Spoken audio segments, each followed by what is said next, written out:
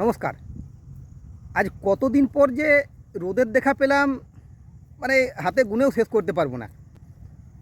এক নাগাড়ে বৃষ্টি বৃষ্টি চলছেই। আমি আমার জীবনে এইরকম বর্ষা কখনো দেখিনি। এই প্রথম এরকম বর্ষা দেখলাম।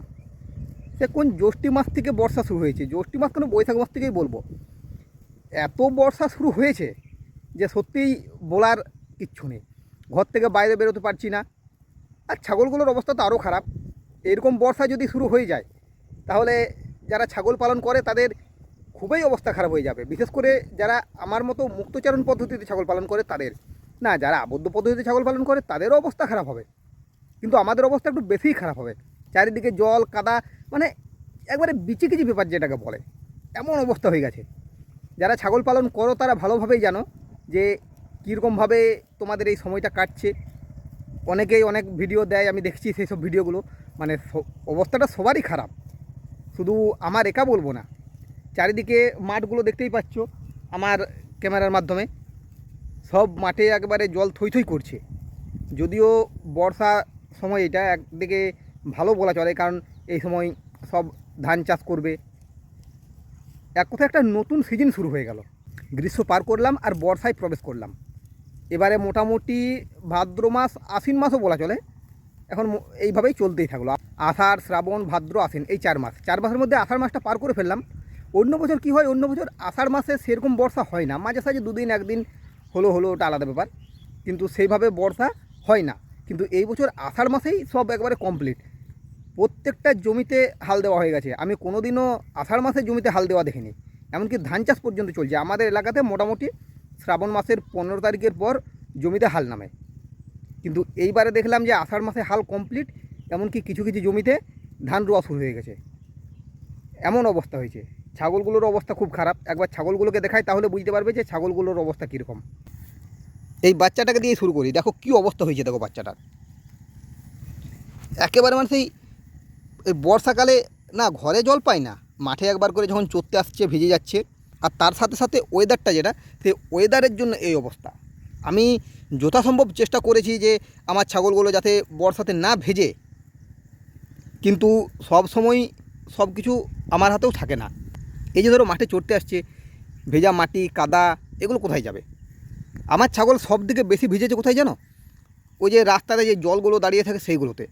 আমি যখনই দেখছি মেঘ আসছে ছাগল ভিজে যাবে, আমি ছাগলগুলোকে বাড়িতে নিয়ে চলে যাচ্ছি, কিন্তু রাস্তাতে যে জলগুলো দাঁড়িয়ে যাচ্ছে সেই জলগুলোতে আমার ছাগলগুলো সব থেকে বেশি ভিজে যাচ্ছে। আর এই বছর যারা আমার মতো ছাগল পালন করে, দেশি ছাগল পালন করে, আমার মনে হয় প্রত্যেকের ছাগলেই জলে ভিজেছে এই বছর। আর সিজনের শুরুর বর্ষা, এই সময় একটু শরীর খারাপ হবে, বিশেষ করে বাচ্চাগুলোর একটু শরীর খারাপ হবে এবারে। কারো কারো হয়েছে সর্দি জ্বর, এরকম কারো কারো হয়েছে। বড়গুলো সেভাবে হয়নি খুব একটা, কিন্তু বাচ্চাগুলোর হচ্ছে, বাচ্চাগুলোর সর্দি জ্বর হচ্ছে।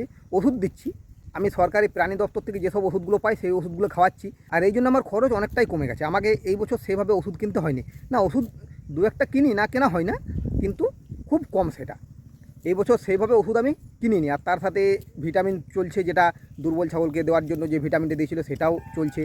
যে মিনারেল মিক্সচার বা ভিটামিন পাউডার দেওয়া হয়েছিল সেগুলোও চলছে, সেগুলোও খাওয়াচ্ছি। কিন্তু তা সত্ত্বেও এই বছর বর্ষাকালে ছাগলগুলোকে সেইভাবে রক্ষা করতে আমি মনে হচ্ছে পারলাম না। আমি এক কথায় ব্যর্থ হয়ে গেছি বলা চলে। না, এর জন্য আমি ছাগল খামার বন্ধ করবো না, ছাগল খামার বন্ধ করার কোনো প্রশ্নই আসে না। সব কিছুরই একটা ভালো খারাপ দিক থাকে। সবাই যে সবসময় সফল হবে তার কোনো মানে নেই। ব্যর্থ অবশ্যই হতে হবে, ব্যর্থতার থেকেই নতুন করে আবার শেখা যায়। আমি যেভাবে এই বছর শিখলাম জানলাম, তার ফলে আশা করি পরবর্তী ক্ষেত্রে আমি আরও ভালোভাবে প্রস্তুতি নেব, নিজেকে আরও ভালোভাবে তৈরি করব, যাতে ছাগলগুলোকে আরও ভালোভাবে রাখতে পারি। আর প্রত্যেককেই বলবো তোমরাও ঠিকভাবে নিজেদের অভিজ্ঞতা কাজে লাগিয়ে সেইভাবে নিজেদের তৈরি করো।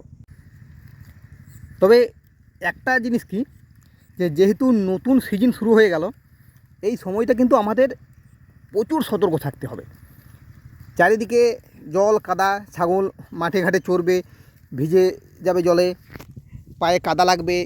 তো সব সময়ই চেষ্টা করবে যে ঘরটাতে ছাগলগুলো থাকবে সেই ঘরটা যেন শুকনো থাকে। যদিও শুকনো রাখা সম্ভব নয়, তবে যেখানে তারা শোবে সেই শোবার জায়গাটা যেন শুকনো থাকে। তোমরা যারা মাচা করেছো বা পাটা পেড়ে রেখেছো, তারা চেষ্টা করবে ওই মাচা বা পাটাগুলো যেন শুকনো থাকে। হঠাৎ করে ধরো তোমরা ছাগলগুলো বাইরে চড়াতে নিয়ে এসেছো, হঠাৎ করে জল শুরু হয়ে গেল, ছাগলগুলো ভিজে ভিজে যাবে। এবারে ছাগলগুলো ভিজে সেই ঘরটাতে যখন ঢুকবে তারা কিন্তু মাচার উপরে উঠবে এবং সেখানেই থাকবে। এবার তারপরে তাদের গায়ের জলটা পড়ে পড়ে মাচাগুলো কিন্তু ভিজে যাবে। তাই চেষ্টা করবে যে সেই সময় ছাগলগুলো যেন মাচার উপরে বা পাটার উপরে উঠতে না পায়। আমি কিন্তু এরকমই করি। আমি যখন ছাগলগুলোকে মাঠে চড়াতে নিয়ে আসি তখন আমি পাটাগুলো তুলে দিয়ে আসি, যাতে ছাগলগুলো গিয়ে সেই পাটার উপরে উঠে যেতে না পারে। কারণ তারা যদি ভিজে যায় তাহলে তারা গিয়ে সেই পাটার উপরেই উঠবে, এবারে তাদের গায়ের জলটাতে পাটাগুলো ভিজে যায়। আমি কি করি যে পাটাগুলো যেহেতু আমি তুলে দিই, তারা সেই ঘরটাতে গিয়ে দাঁড়ায়, তাদের গায়ের জলটাতে ঘরটা ভিজে, হ্যাঁ ঘরটা ভিজে সেটা অবশ্যই ভেজা হয়, একটু কাদা কাদা টাইপের হতে পারে, স্যাঁতস্যাঁতে জায়গাও হতে পারে, কিন্তু পাটাগুলো ভেজে না। আর পাটাগুলো না ভেজার জন্য যখন ছাগলের জলটা পুরো ঝরে যাচ্ছে, তাদের গাটা শুকনো হয়ে যাচ্ছে, যদিও শুকনো হতে টাইম লাগে, কিন্তু জলটা ঝরে যাওয়ার ফলে তারপরে যখন আমি পাটাগুলো পাড়ি সেই জায়গাটা আর ভিজে না, তখন কিন্তু তারা রাত্রিবেলাতে বেশ শুকনো জায়গাতে শুতে পায়। আর এই জিনিসটা ছাগলের সবথেকে বেশি দরকার। আমি তাই প্রত্যেককেই বলবো, যারা ছাগল পালন করছো তোমরা চেষ্টা করবে যাতে ছাগলের মাচা বা পাটাগুলো ভিজে না যায়। সেইগুলো ভিজে গেলে কিন্তু অনেক সমস্যা হয়ে যাবে। আমরা হচ্ছি ছোটো খামারি, আমাদের পক্ষে খুব বেশি কিছু করা সম্ভব নয়। আর প্রথম থেকে যদি অতিরিক্ত করতে যাই তাহলে আবার লাভের সম্ভাবনা অনেকটাই কমে যাবে। আবার যখন দেখবো ছাগল খামারটা বন্ধ হয়ে যাচ্ছে তখন আমাদের প্রচুর লস হয়ে যাচ্ছে। তাই আমাদেরকে আস্তে আস্তে ধাপে ধাপে করতে হবে। প্রথমে একটা ধাপে ঘর করলাম, তারপরের ধাপে আরও কিছু করব, তারপরের ধাপে আরও কিছু করব। আর এই কারণেই আমরা ছাগলগুলোকে নিয়ে মাঠের উপর নির্ভরশীল থাকি। মাঠের থেকে ছাগলের যাবতীয় খাবার সংগ্রহ করার চেষ্টা করি, যাতে একটা খরচ আমাদের কমে যায়।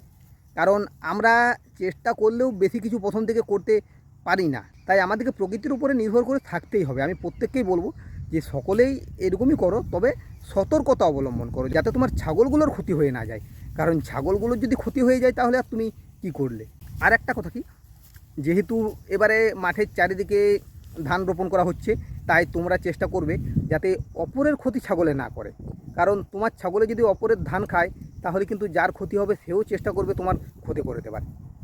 এই জিনিসটা তোমাদের লক্ষ্য রাখতে হবে, যাতে তোমার ছাগলে অপরের ক্ষতি না করে, আর তুমিও কারো ক্ষতি করবে না, কেউ তোমার ক্ষতি করবে না। এই জিনিসটা তুমিও মনে রাখবে। যাই হোক, ভিডিওটা বেশি বড় করছি না, ভিডিওটা আমি এইখানেই শেষ করছি। যারা আমার ভিডিও দেখছো তাদের আমি অসংখ্য ধন্যবাদ জানাই। আর তোমাদের কাছে অনুরোধ করবো যে তোমরা অবশ্যই আমার ভিডিওগুলিতে লাইক করবে, কারণ তোমাদের একটা লাইক আমাকে আরও নতুন নতুন ভিডিও বানাতে উৎসাহিত করে। আজকের মতো এই পর্যন্তই, ধন্যবাদ।